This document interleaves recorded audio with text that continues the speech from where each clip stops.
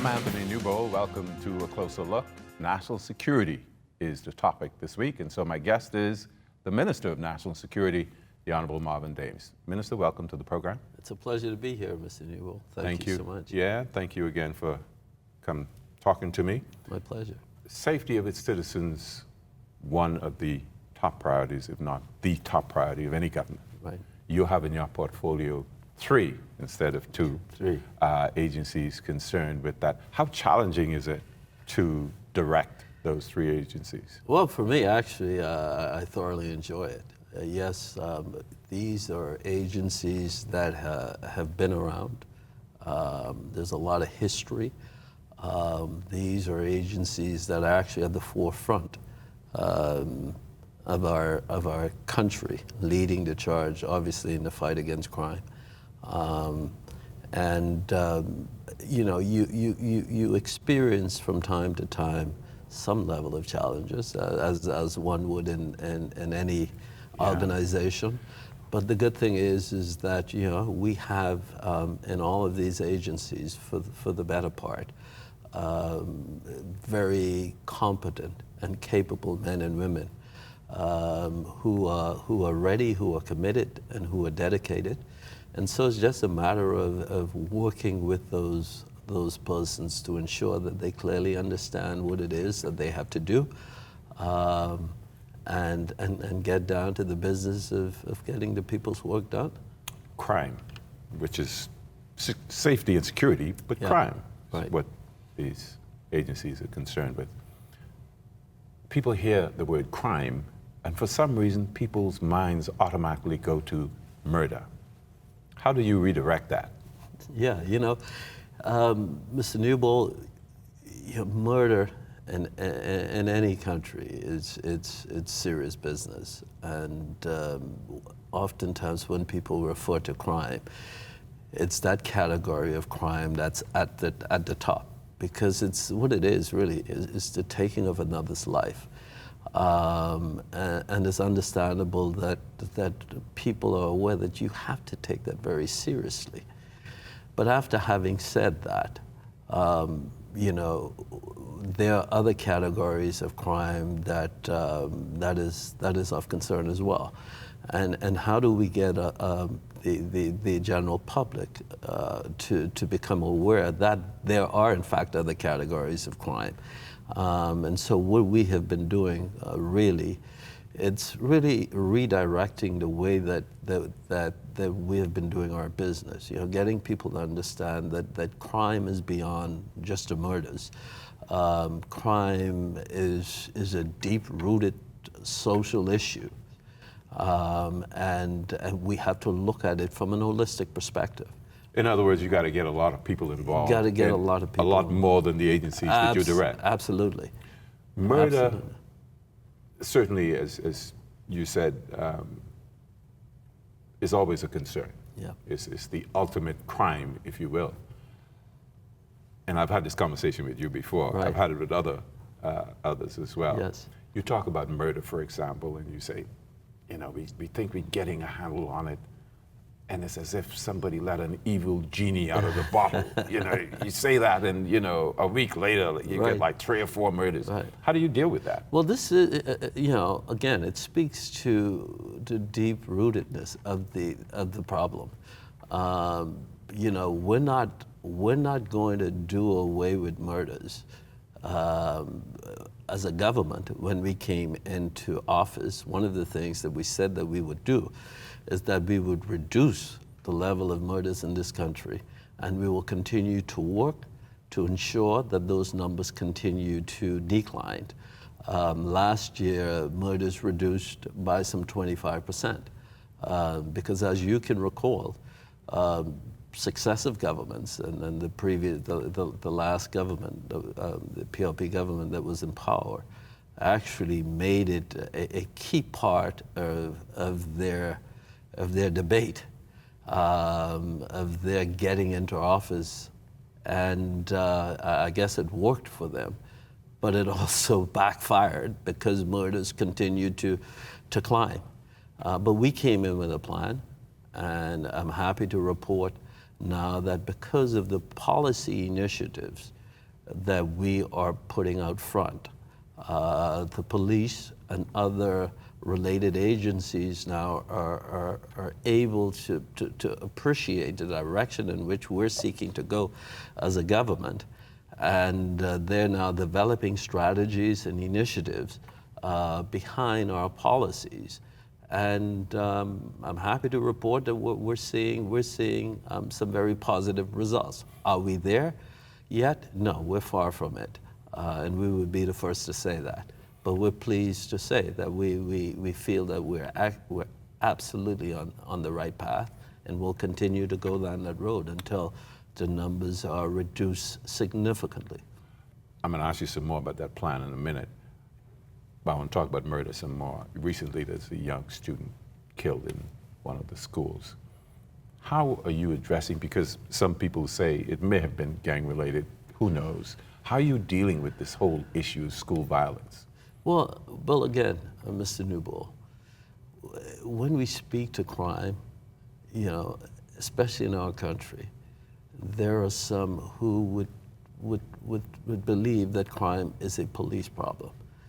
Our government has taken the approach where, it is our view that it is much broader than that crime is a social issue, and with that in mind, you have to develop policies and strategies that's all-encompassing, that's holistic, the term that I often use, meaning that you have to engage every sector of society, every ministry of government. If we're gonna in any way make any meaningful or positive inroads into this, and we have been doing just that. So we've been approaching crime from a multi-agency, a multifaceted, a multidisciplinary approach. We've been involved, and we understand that you can't speak about crime unless you speak about education. You can't talk about crime unless you're speaking about the economy and how you're going to get that going and how you're going to get our young people back to work. Because, youth unemployment before coming into office was in the double digits. We have to do much better.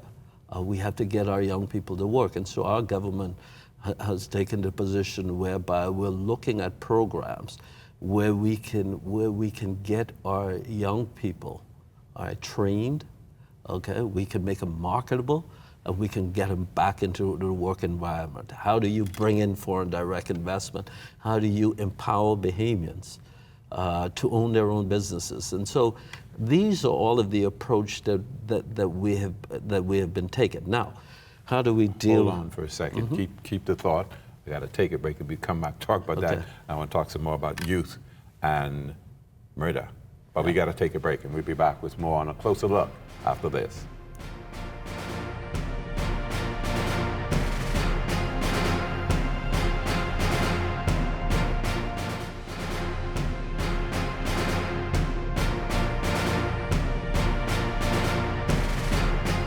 Welcome back to A Closer Look. I'm Anthony Newbold, speaking with the Minister of National Security, the Honorable Marvin Dames. We were talking about youth and gang violence and murder, and tell me about what you're doing. Yeah, and so, as I was saying too, our approach is multifaceted, multidisciplinary, multi-agency, and so we've been applying that to our entire crime initiatives.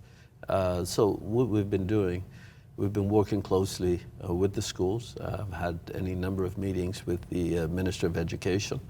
And so we've been looking at initiatives that will bring a greater police presence in the school, but not only from an enforcement standpoint and a presence standpoint, but also from an educational standpoint. What's the role? How do we educate and work with our young people in the school environs? To ensure that they understand, why it is so important to stay away from crime and criminal activities, and especially gang involvement. Understanding that the school is just a microcosm of our wider community. So it is expected in some respects that what is being played out in our communities, very well, it's being played out in our school environment. Well. we talk about young people and students, Marco's Law. Everybody's talking about that. That's one of the things everybody's talking about, been talked about for years. Yes. What's the position? Yeah, and so since coming into office, I know that the previous government had talked about it. They had taken some steps, not sufficient of enough steps. And so when we came to our office, that was something that was very important to us, because the Bahamian public wanted to know, we need to bring this to the fore, because we have to continue to look at ways to protect our young children. And so we would have been working closely with any number of agencies, including the police, and looking at some of the options out there. And so the police, working with a company, was in the process of testing, and as a matter of fact, we actually rolled it out in the press sometime during the end of last year, the testing phase. And so we would have completed the testing phase, ironed out some of the issues related to the software, to the program. And the police are now happy with where they are, because they had got the opportunity to test it with the public. And so the public as well was able to provide some feedback. Where we are now is that we're in the process where we have completed cabinet paper, and I should be going to cabinet within the next maybe week or two to make that presentation with the view of having it approved so that we can put it into action. Roll it out in a couple of months? Out, yes. Couple of months? It's our hope. Absolutely. It's your hope. Absolutely. Yeah. You, the government, the police, you've all gotten a black eye recently because of some personnel changes. How does that factor into what the plan is for the police force? Well, I spoke about it in the press. Prime Minister would have addressed it briefly as well. This is nothing new that we're doing. We're just moving to bring some order to the service. Let's think beyond the police and personalities. I had an opportunity to meet with these men who I know personally, and would have had what I thought to be a very, very constructive, very positive meeting. A number of them had in excess of a year's leave, some closer to 2 years leave, and then we had a few whose leave actually leads right into retirement. And but this is a problem not only we face in the police force or the defense force or the correction service. This is a problem throughout the service, and what we're seeking to do as a government is to bring the service back in line with the rules and regulations of the service. There is nothing sinister to it, and that was expressed. And so, it's interesting sometimes how others can take something that it's relatively normal and make a news story out of it. You had a manpower audit of the police force? Yes, that's correct. Would that have something to do with well, of course. these I mean, decisions? the manpower audit, one of the things that we said as a government prior to coming into office is that we would initiate a manpower audit for the Royal Bahamas Police Force. But now we're going beyond that. We're looking at the Defense Force as well as the Correction Service. And the manpower audit was in excess of its evidence base, in excess of 300 pages. And there were some revelations in that audit as well, that as it relates to the police force, it was top heavy. And so transition is something that is normal in any agency, in any organization. At some point, I mean, it was happening before we came to power, and it will continue to happen. We have to move to a place in this country where we bring our service in line with the rules and regulations that were articulated in the past and that we continue to bring to the fore. And so Because it's important. It's important for the smooth running of any agency and any organizations. This is what the private sector do every day. And so what we're seeking to do is we're seeking to bring our agencies in line with where they ought to be, as a matter of fact. About how many policemen do you have? And do you have enough of them to be on the streets, especially of New Providence, since that's where most of the crimes occur? Well, currently we have some 2,600 officers, serving officers in the force. No, based on the audit, we're short some 700 plus you can find constables. Them? Well, I'm certain that they're out there. We're taking efforts, however, to improve our recruitment strategy, because that is certainly has been a problem. We're cleaning that up to ensure that we recruit the brightest and the best, because at the end of the day, we're looking for an agency and agencies in this respect that will service the people of this country with respect, with honor, and with pride. This is very important. Yeah. What else can you do to assist the police in doing its job more effectively? Is it going to be in technology? I know you've introduced the shot spotter and the CCTV. What else are you doing? Well, any number of technologies that are currently in stream. You spoke about the shot spotter. That's currently active now. It's been activated on New Providence. Just had a presentation done last week by the police and the service provider, and we also had the press present. They got an opportunity to actually see the technology and progress. And I can tell you, I've been getting daily updates from the police, and the technology is working. And we're excited about it, and we hope to roll it out in Grand Bahama and maybe Abaco, maybe during the next budget period. But we also have cameras. We have we've completed the RFP, and the RFP is in, and we have basically narrowed it down to a particular company, a local company, by the way. That is to provide cameras for you. That's to provide cameras. I should be going to cabinet. I've already signed off on the cabinet paper, so it should be going to cabinet maybe during the next sitting. Right? The next sitting of cabinet. We'll talk some more about that, but we got to take another break, and we'll be back with more of the Minister of National Security on A Closer Look.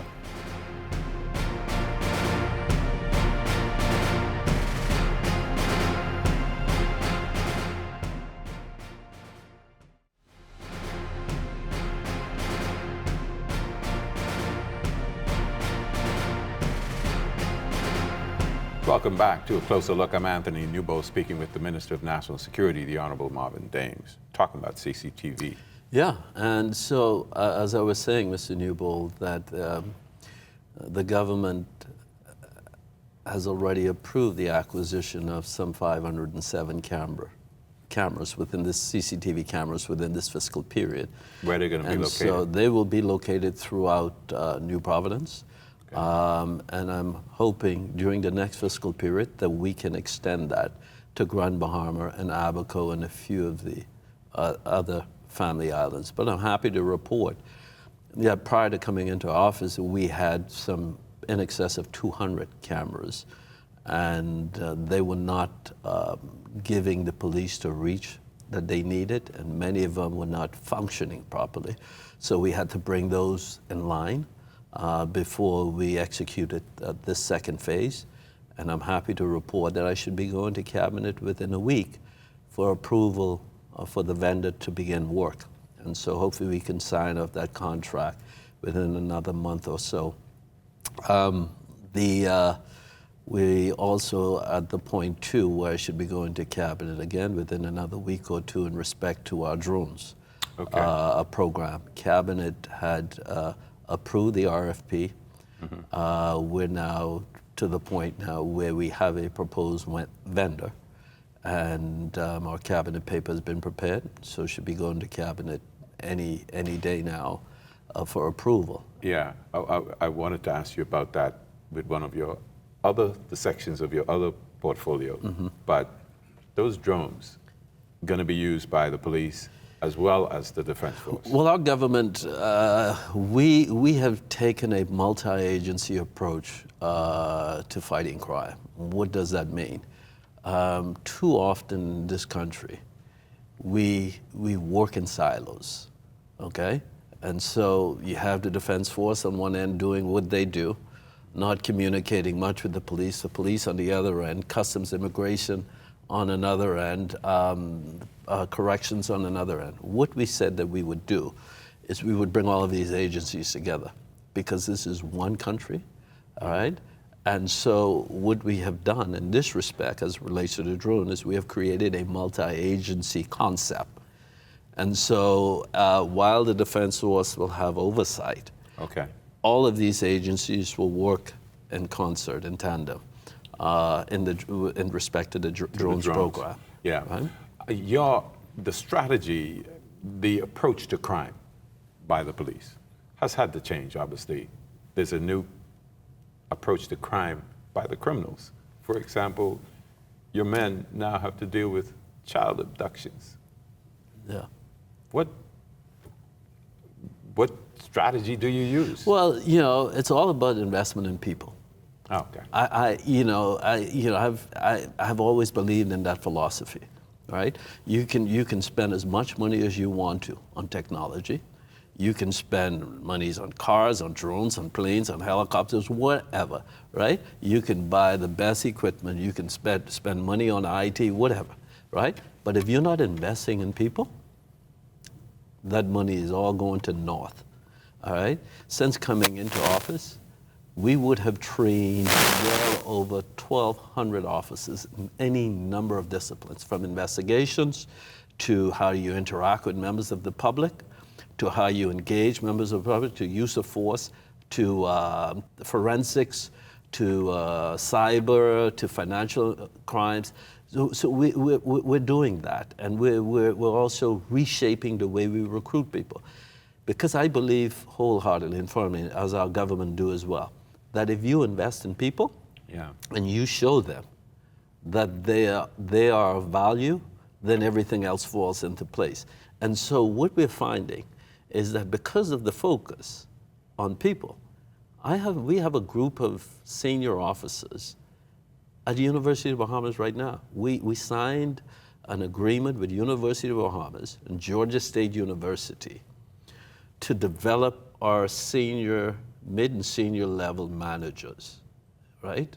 And it's amazing because now they're learning finance, they're learning human resource management, they're learning how to police and manage and lead in a modern and developed society.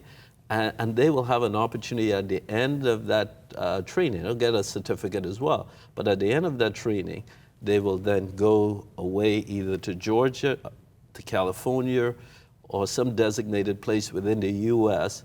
to work with other law enforcement agencies and universities to further hone that skill. So we're building for the future. Good, and we're going to end there this week, but you're going to sit down and talk with me again for the next week as well? I'm looking forward to it. Thank you, Minister, and thank you for watching A Closer Look. Anthony Newbold speaking with Minister of National Security, the Honorable Marvin Daines, talking about national security. Join us again next week when we will continue the same conversation here on A Closer Look.